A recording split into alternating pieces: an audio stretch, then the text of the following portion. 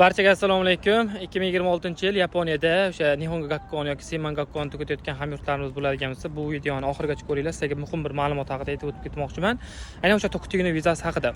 O'tgan yil shunaqa holat bo'ldi. Ko'pchilik o'sha Seiman Gakkon tugatgan yoki Nihon Gakkon tugatgan bolalar o'sha maktab tugatib, mart oyida tugatib, keyin harakatni boshlashdi. Lekin afsus bo'lsinki, juda ham kam odam ya'ni Tokutuginoga o'tib keta oldi. Ko'pchiligi qaytib ketdi va ko'pchiligi o'sha majbur namin vizaga Shinsei qilib yuborishga majbur bo'ldi. Sabab oldinroq harakat qilmagani. Agar 2026 o'sha mart oyida tugatadigan hamyurtlarimiz bo'ladigan bo'lsa, hozir mana oktyabr oyi eng zo'r vaqt harakatni boshlash uchun. Nimaga? Chunki Tokutugino o'ziga yarasha talablari bor. Masalan, yapon tili N4 so'raydi, keyin Ginoshikin so'raydi. Bularga masalan N4 darajada bilimi bor odam kamida 1-2 oy tayyorlanishi kerak. Hozirdan harakatni boshlasa, bemalol imtihonlardan o'tib qo'ysa bo'ladi. O'sha martdan keyin harakat qilaman desa, o'sha bittada o'tsa yaxshi. O'ta olmay qolsa, o'sha keyingi topshirishga imkoniyati bo'lmaydi, keyin majbur bo'ladi yo qaytib ketishga yo naminga Shinsei qilishga. O'shaning uchun hozirdan harakatni boshlashinglarni tavsiya qilaman. Keyin mabodo o'sha imtihonni o'tganlaringdan keyin ham o'sha kayshalar ham sizlarni "Ke palonchijon, seni kutib o'tirdim" deb quchoq ochib kutib olmaydi. Sizlarni suhbat qiladi. Bu ham suhbatlar ham bilasizlar, Yaponiyada bir hafta cho'ziladi. Bitta suhbatda javobi bo'lishi.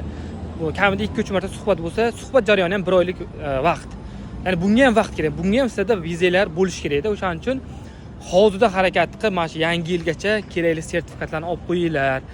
Juda ham kerak bo'lib qoladi. Ko'pchilik hozir Gejinkoku vizaga harakat qilaman yoki naminga qilib yuboraman deb turgan bo'lishi mumkin, lekin Gejinkoku viza ham bu oson viza emas. Ya'ni osongina sizga beradigan viza emas. Uni o'ziga yarasha talablari bor. Lekin namin vizaga Shinsei qilish bo'yicha yangi bosh vazir o'zi TikTokda videolarni ham ko'rgan bo'lsanglar kerak. O'zi naminga Shinsei o'zi qildirtirmayman. Ras ishga o'tsang o't, bo'lmasang davlatingga qaytib ochiqcha aytdi. Endi o'tgan safar masalan namin viza bilan ham yillab yurgan odamlar bor-da.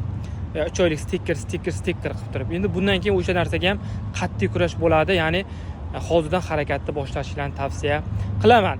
Tokutugino bo'yicha qanaqadir savollar bo'ladigan bo'lsa, shunda Telegramdan mana shu Tokutugino newga yozaversanglar, men o'zim sizlarga yana qo'shimcha ma'lumot beraman imtihonlar haqida. Chunki Tokutuginoning imtihonlari hozir 16 ta soha bo'ladigan bo'lsa, hammasining imtihoni har xil bo'ladi. Ba'zi imtihonlar bor yilda 3 marta, ba'zilari yilda 1 marta bo'ladi-da. O'shaning uchun imtihonlar sanalari, qachon topshirish kerak. Lekin Tokutugino imtihonlari bugun topshirib, bugun registratsiya qilib turib, erta topshiradigan imtihon emas. Kamida 2-3 oylar oldin ro'yxatdan joy bilan qilib qo'yishingiz kerak bo'ladi. O'shaning uchun nimadir savollar bo'ladigan bo'lsa, menga yozaversanglar, xudo xohlasa sizlarga qo'ldan kelgancha javob beraman. Sog' bo'lasizlar.